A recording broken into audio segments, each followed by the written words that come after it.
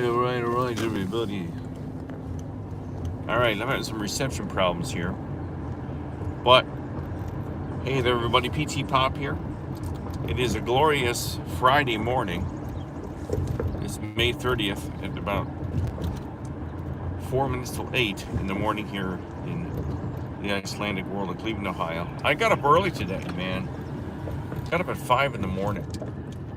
I'm laying in bed and I'm sitting there being all philosophical, and I'm like, I'm not going to spend the rest of my life in bed, sleep until God knows when. I spent the first 59 years of my life just laying around. Not really, but I'm really a night owl. I spend a lot of time up at night and I sleep in late when I can. And now that I'm self-employed, I can kind of make my own hours. But I got up today and I meditated and I read through my email and I responded to some comments on YouTube's. I took a shower, I shaved, I'm going to the gym. I've made up my mind to try to have a different life. I don't know what time is left for myself and the planet. But whatever time is left, I'm going to make the most out of it. I'm going to try to be as productive and as creative as I can. I'm working on a bunch of projects right now.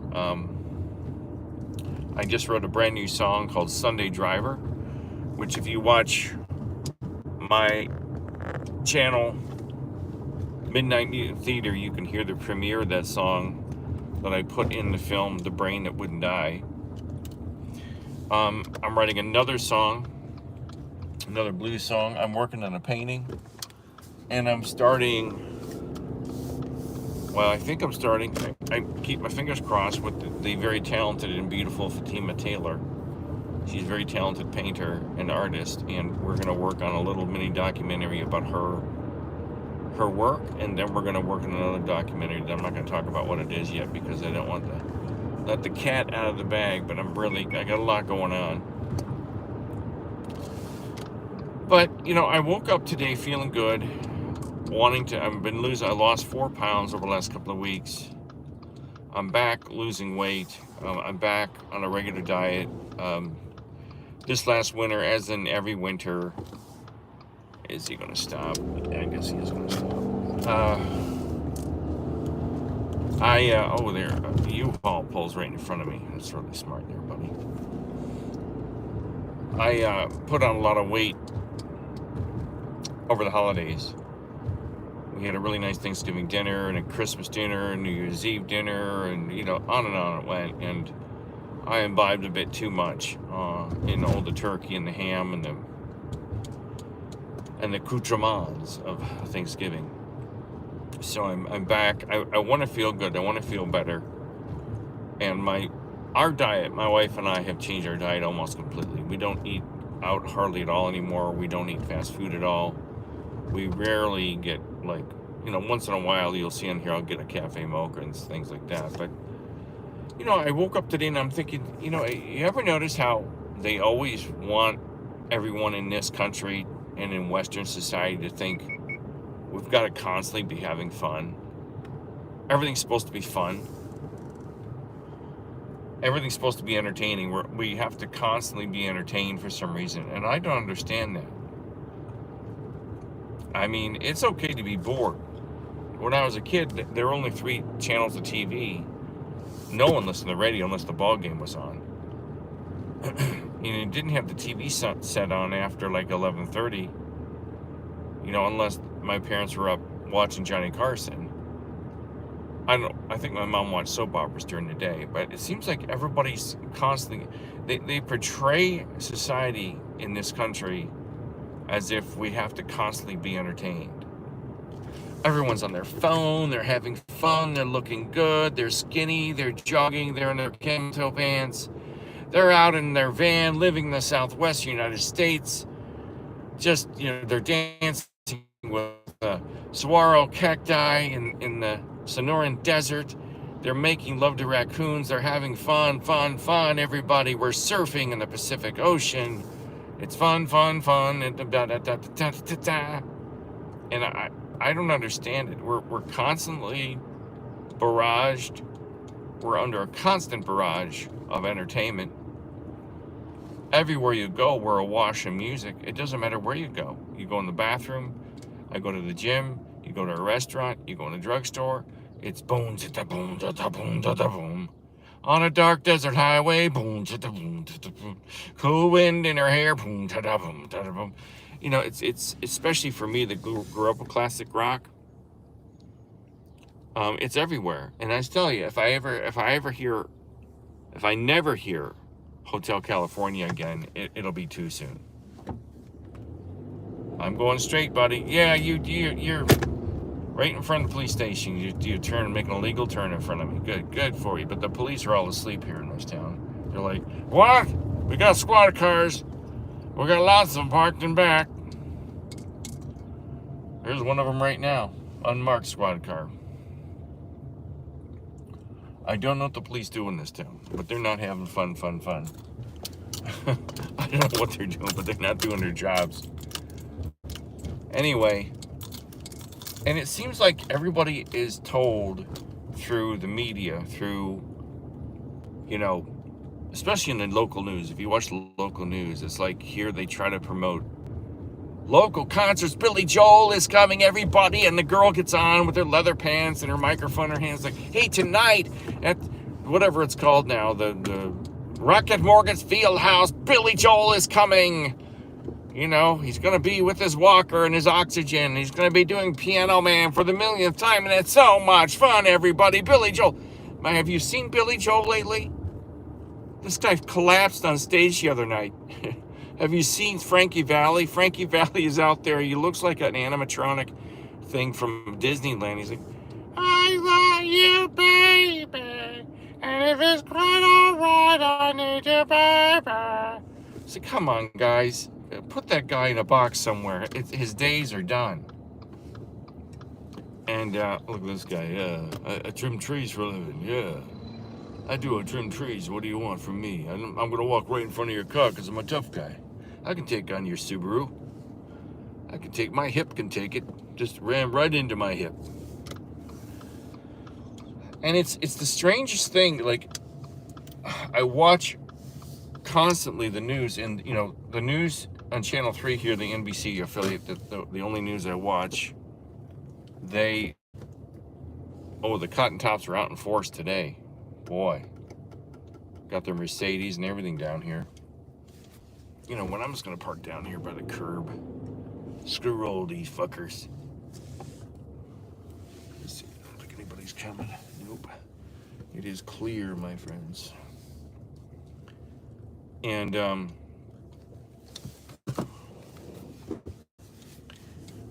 I love backup cameras. I just love them.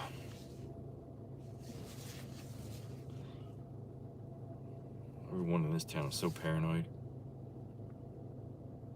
You want to meet some paranoid people? Meet some white folks. White folks that are paranoid of their own kind. Anyway, and it's like we're awash in music, we're awash in constant media, and on Channel 3, it's like boom, boom, boom. The first 10 minutes is death, war, despair, disease. And now a story about a puppy dog, and everybody's having fun playing Frisbee with their puppy dogs. And, you know, they make it seem like it's so much fun to do everything. Go travel, get on a plane and fly to the Grand Canyon. Have you guys ever been to the Grand Canyon? They make it sound like it's so much fun. I've been to the Grand Canyon twice, and that was one too many times. And I'm an artist, and I'm a visual person, and it's breathtakingly beautiful for about 3 minutes. Then you're like, oh, hey, let's head back to the hotel, shall we? It's just a big red hole in the ground, and there's not much you can do with it unless you want to jump on the back of a burro and be like in the Brady Bunch and go down to the bottom of it. I don't know. It's really not exactly the most entertaining thing in the world to do, is sit at the Grand Canyon. But they make it seem like, oh, come to the great Southwestern United States. Oh, it's so beautiful. It's so fun. And I fell for this stuff, okay? I fell for this. This is one reason why I moved to Arizona. I thought, wow, it's going to be so much fun living in the Southwest. It's going to be so much fun with all the beautiful people and the nice cars and the new houses. And yeah, it was fun a little bit for the first 2 years. But I don't understand. It seems like everybody has to be entertained constantly. It's constant now. People are constantly connected to the internet. They're constantly connected to YouTube. They're constantly connected to Twitter and Stitch and Squitch and Fitch and Switch and TikTok and Jick and all this junk. And I've fallen for it too. But not everything is fun. Life isn't fun. I'm not going to be, a big wet blanket, but it's not. Life isn't fun all the time. Sometimes it's boring. Sometimes it's tragic. Sometimes it's happy. Sometimes it's sad. You can't always be happy. You can't always be having fun. And it's, I take it back to now that pornography is everywhere. It's everywhere. I mean, it's not just in advertising. It's sex is used in advertising to sell products. But pornography is prevalent. Pornography is pervasive. It's saturated into every aspect of our society. Now you can get free pornography anywhere. You can watch any disgusting type of video you want. And yeah, how do I know this? Because I've done it. I've looked at this stuff. And when it first came out, like 25 years ago, whenever the internet first came on, I'm like, cool, man, I can look whatever I want. But after a while, you're like, oh, really? This stuff isn't real. You're like, okay, what's the likelihood that if I'm delivering pizzas to some condominium on the west side of Cleveland, that some chick's going to answer the door in a leather bikini and thigh-high boots and say, hey, want to come in and party? You want me to orally service you? No, that's not going to happen. And chances are a chick that does that is out of her mind. She's probably a whack job of some sort. But pornography makes it seem like sex can be all day long. Pornography makes it seem like women have this mindset of, hey, let's do it and do it and do it and do it. The human body isn't designed for that. But most guys predominantly think, yeah, I'm going to meet this hot chick someday, and we're going to have fun, and she's going to dress up for me, and we're going to be rolling around in the bedroom for hours at a time, And, it's just not, these movies make you think, these videos, these adult films make you think that that's real. It did when I was a kid. I thought, oh, man. And I saw pornography at the age of 7. Found a stash of magazines under my dad's chair. And they could have been my dad's, they could have been my brother's. I don't know whose they were. Probably my dad's. But I don't know. We all had our stash. Now, I didn't have a stash at age 7. I didn't start a stash until I was in college. But in the old days, you couldn't look at pornography. You had to go into the convenience store and ask the girl who kept the Penthouse and the Playboy behind the counter. When you're of age, you say, hey, can I get a copy of Penthouse? And you'd be all embarrassed because the girl, my convenience store was a girl I went to high school with. She's like, yeah, okay, here you go, Pete.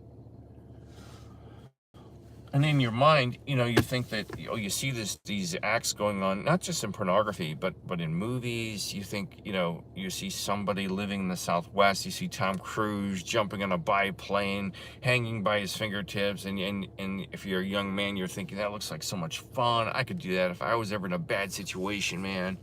I could fight these bad guys just like Tom Cruise, and I could hang from a biplane by my fingertips. And, oh, dude, yeah, that's not true. Most guys aren't tough. They put on a good act, but these things you see in the videos are they're horribly fake and phony. And it's portrayed that you're supposed to be having fun, you're supposed to be skateboarding, you're supposed to be riding bicycles, you're supposed to be flying biplanes. Every moment of every day of your life is supposed to be filled with entertainment and constant stimulation.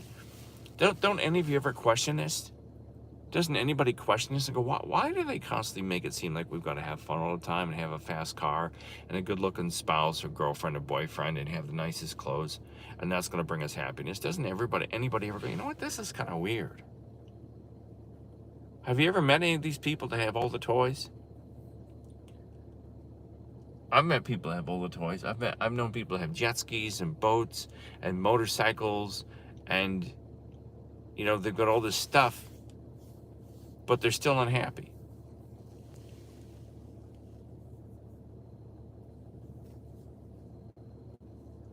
I had a friend that passed away. He got in a fight with the guy that was renting his jet skis, where he stored his jet ski. The guy was raising the rent on the storage space for his jet skis. And my friend got in a verbal argument with this guy and got so upset his heart exploded and he died. Right there, on the spot, fighting over a jet ski. Rental space for a jet ski.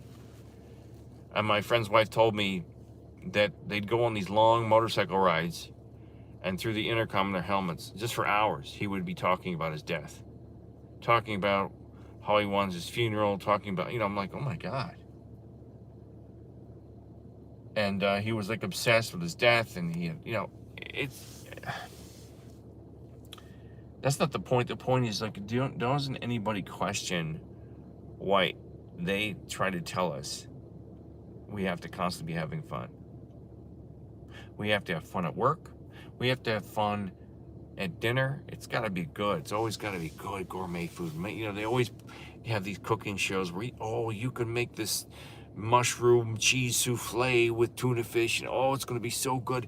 And when they put it in their mouth, they're like, their eyes light up and they smile. I mean, how many of you have ever taken a bite of some food and gone, oh yes, like you've just had an orgasm in your mouth? I've never done it. I've been to some really great restaurants. I've had, my thought is I want to get the next bite in my mouth. You're trying to get through the, because the food is addictive. If you eat anything that's fast food, it really doesn't taste good. But you learn to like it, and then you become so addicted to it, you can't wait for the next bite. It's like, and you're obsessed with that hamburger, that cheeseburger from McDonald's. But why do they constantly make it seem like we always have to have fun? Why is that?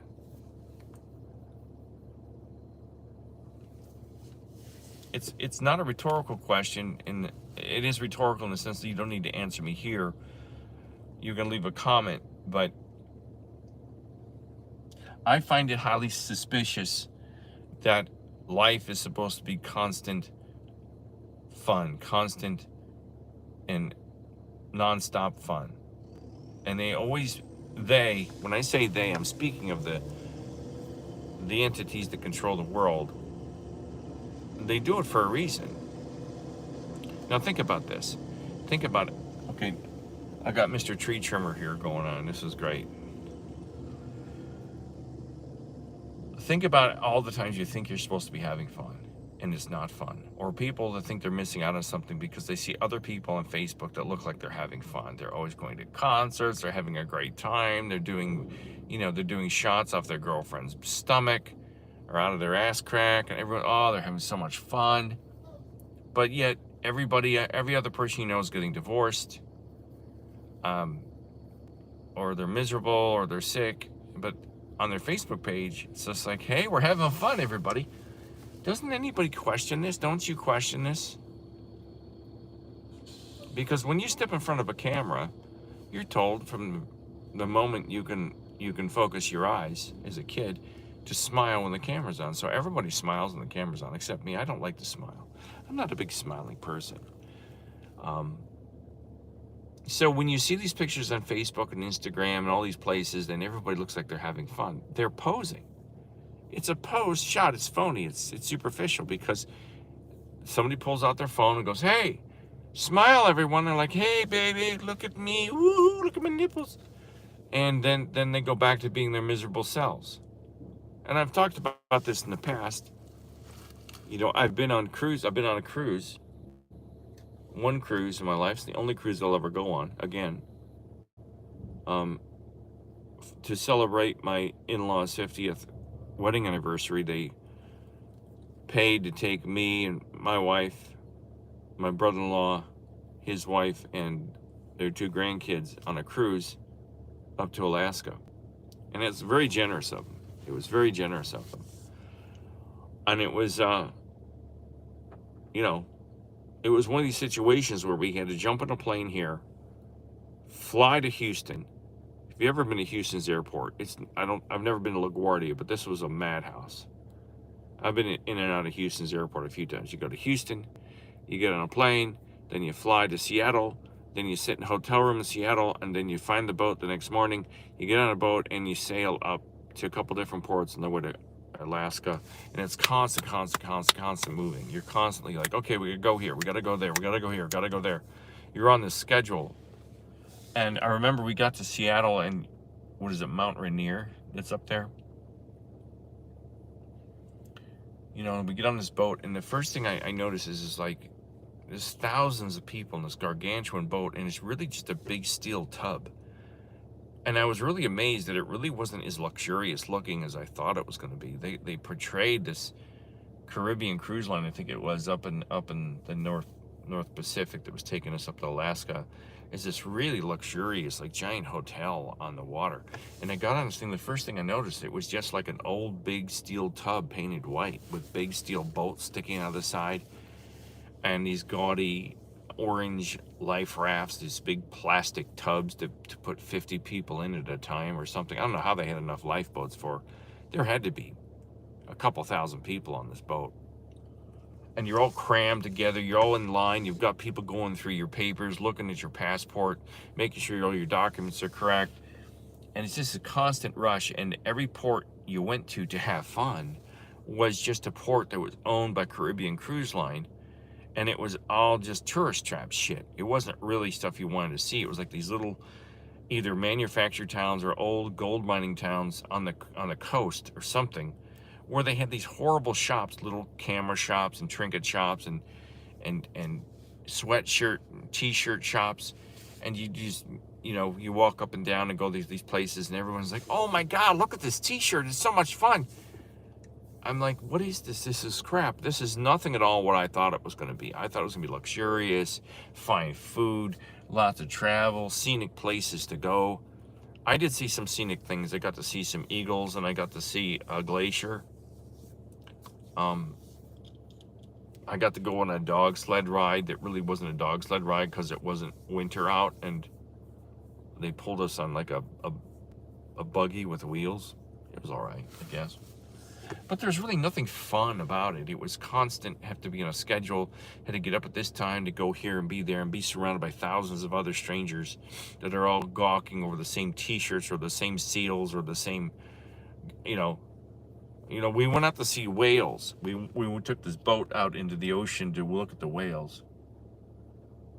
And there was some fucking annoying bitch on my boat that every time the whale broke the surface, she'd go, no! Look at it. No! She was just the most annoying bitch. She ruined the experience for me because, you know, I'd rather get on that boat by myself or with just my wife and appreciate the whales. But no, we had to get on a boat with like 200 people, and the woman closest to us, you know, the director for the PTPOP Truman Show was like, okay, cue the annoying lady. When the whale breaks, have her scream her head off like an idiot. All right, take, go. Action. And there's nothing fun about it. And I've always been like this. I've never understood the fun. I remember in high school, I dated this girl who, you know, we're out on a date, and she's like, hey man, do you party? And I didn't know what that meant. I had no clue what that meant. I think she meant, do you get high? Do you want to get high? Because everybody in my high school was a stoner. Like every other person was a stoner. And I'm like, party? I'm like, what do you mean? Like, go to parties? And she's like, oh man, you're so funny. You don't know what I mean. And I'm like, well, why would I want to just party to party? Is there a reason to party? And I got really literal with her. She's like, no, man, I mean like party. Do you drink, you know? I'm like, no, I don't drink. At the time, I didn't drink at all. But it seemed like everybody in high school was like on this mindset that they had to have fun all the time, party all the time. Same thing in college. I was in this fraternity, and everybody's always getting high in the fraternity. They just sit in a room. They just sit in a room filled with pot smoke and just sitting there passing the bong around the room. And it was like, I'd step in there, you know, and I'd be like, okay, what's up, dude? And they're like, man, dude, we're just listening to Floyd and watching the numbers on the wall. I'm like, okay, well, I'm going to go uptown and study. I'm going to go up to the library and study. It didn't make any difference whether I got high or I studied, as it turns out. So, we all ended up in the same place. But I'm like, is this supposed to be fun? Is this something am I not getting this? Why is sitting in a room with tapestries of Pink Floyd and The Who on the wall while you guys get stoned? How is that fun?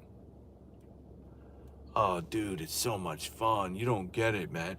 It just seems like everybody wants to have fun, and I think they've got us all distracted. They've got us all thinking that life's supposed to be fun. And think about the people that find out that it's really not fun. Even the fun things aren't fun. Have you been to Disneyland? Have you been to an amusement park? What a grueling experience that is, standing in line for 2-3 hours to get on a ride that lasts a minute. Oh my God, in the blazing hot sun and humidity. I guess that's fun. You fly all the way down to Florida to go to Disney World in Orlando, and you're just awash in human misery. And people, oh, this is so much fun. No, it's not. It's expensive. It's hot. It's sweaty. It's smelly. You're surrounded by screaming kids. I guess I'm missing something, but that's supposed to be fun. And what they do, people find out things aren't fun, then they get suicidal. They get depressed because they think something's wrong with them because they don't enjoy life anymore. They're not finding the love of their life. They're not finding the one. They're not finding the job. They're not finding the house. They're not finding the right city. I've been through it all. I moved around. I tried hundreds of women before I got married. You know, I've tried being a musician and a photographer and an artist. I've tried living this place and that place in different types of houses and have different cars. And after a while, it all wears off. After a while, it's not fun. That new car smell wears off. You know, this car is covered in dust inside and dog hair from 5 years of dogs that I love passionately. But, you know, the car's a mess. I haven't even cleaned it since they both died. But the new car smell, this is now just a thing that gets me from point A to point B efficiently and as safely as possible. I don't get it, you know, and they portray people in these cars like they get in their car and they're like, yeah, I'm behind the wheel of a Subaru Forester. And they always show these people in the commercials like they're bahaing. They're bahaing through the fields of the Southwest, through the deserts and the cacti, running over bison, doing all these wonderful, great things. I'm rolling through the hills of southwestern Montana in my Subaru Forester. On my all-wheel drive, yes. Come on, guys. How many of us have ever been bahaing in the mountains of Montana? All these people around here that own Jeeps. The Jeeps that you can take off the hard top and let your hair blow in the wind. You're not bahaing in the deserts of the Sonoran deserts in Arizona. I know you're stuck in Cleveland, Ohio, and you're lucky if those things even last a couple of years before the transmissions freeze up. Oh, but it's portrayed you're going to be in that car and feel sexy and hot and muscular, even though you're a fat slob. Yes, I'm driving a Jeep. It's all gimmicks. It's all gimmicks to get you to buy it. Then you're in a car. You bought a car. You have no need for four-wheel drive. You'll never be driving through the mountainsides of Montana. And now you've got a car note of $350 a month, and you can barely pay it, or you rent or put food on the table. But you're having fun. They want you to see, the idea is that we're the product. The cars aren't the products. The iPhones aren't the products. The laptops aren't the products. The TV sets aren't the products. We're the product. They've bought and sold us a million times over, and what they want from us is us to keep doling out our hard-earned cash to buy the junk that they're making so they can have the C-suite people sitting in the ivory tower collecting big payouts, and the investors collect payouts so they can all sit in a tropical island somewhere with Jeffrey Epstein or with their leather mistress or whatever perverted things they're into. That's what it comes down to.